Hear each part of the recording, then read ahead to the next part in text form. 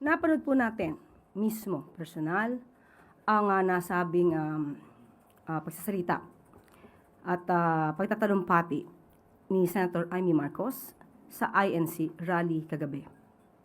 At ito po ang komento ng PCO bilang kumakalaban at lumalaban sa fake news. Namutawi kay Senator Amy Marcos ang mga salitang magpapaigting ng galit sa gobyerno. Ang paninira sa Pangulo at sa gobyernong ito. Nakakaawa ang mga obstructionist na tulad ng isang senadora. Nagre-rely, gumagamit ng fake news para makapanira lamang at para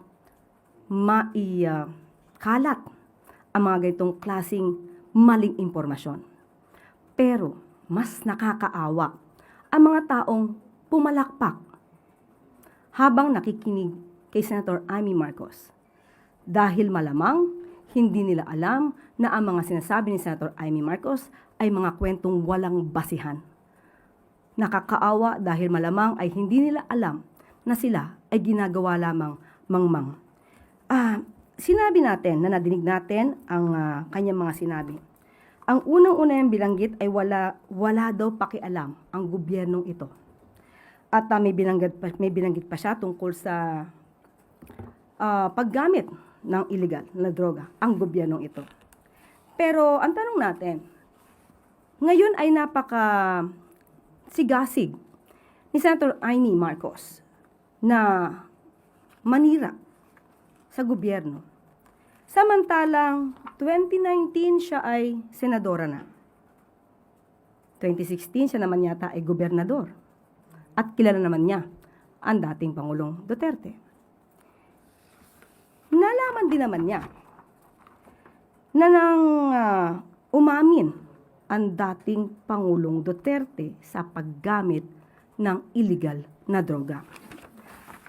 Pinaghandaan po natin talaga ito para maipakita natin kung sino ba talaga ang gumagamit ng illegal na droga sa panahon na siya ay Pangulo na.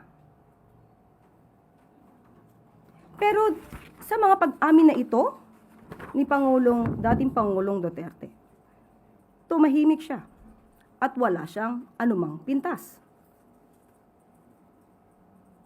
Maliban pa dyan, bakit natin sinasabi na walang basihan ang kanyang mga sinasabi?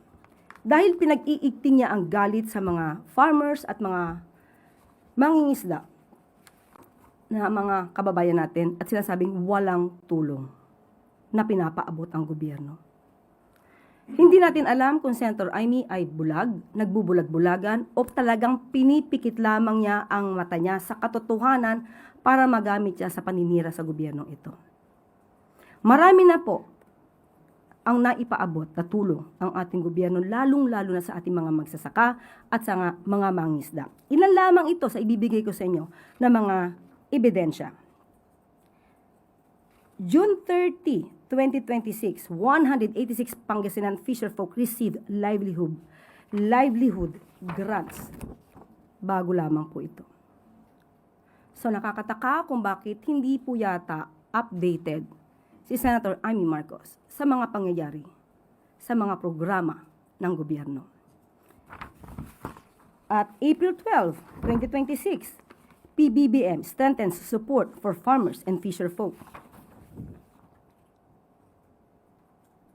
So ano po ang kanyang basihan sa pagsasabing hindi tumutulong ang gobyerno sa mga magsasaka at sa mga mangingisda natin?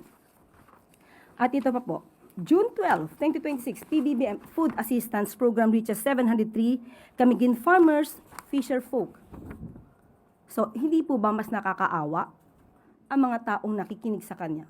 Dahil kung hindi magkakaroon ng pagsusuri ang mga nakikinig, ay talagang mananatili silang mangmang sa katotohanan. At meron pa po siyang nasabi patungkol sa nagkukunwaring hindi nakikita ang sambuntong na ebidensya ang dose-dose ng testigo. Itong baha at flood control na lulunod sa atin lahat. 2019, naging senadora si Senator Amy Marcos. 2020, uulitin natin. umamin si dating Pangulong Duterte na marami siyang ghost projects.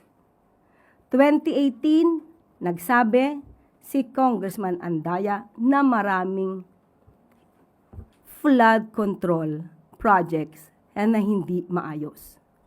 Nasaan siya? Nagpa-imbestiga ba siya?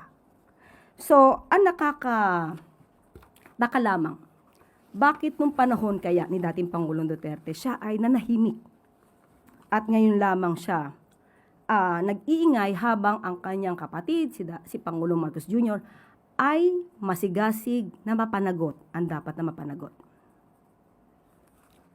Ma'am, follow up. May batayan ba o naniniwala po ba kayo na ito ay may bahid ng politika? Obviously, halatang halata.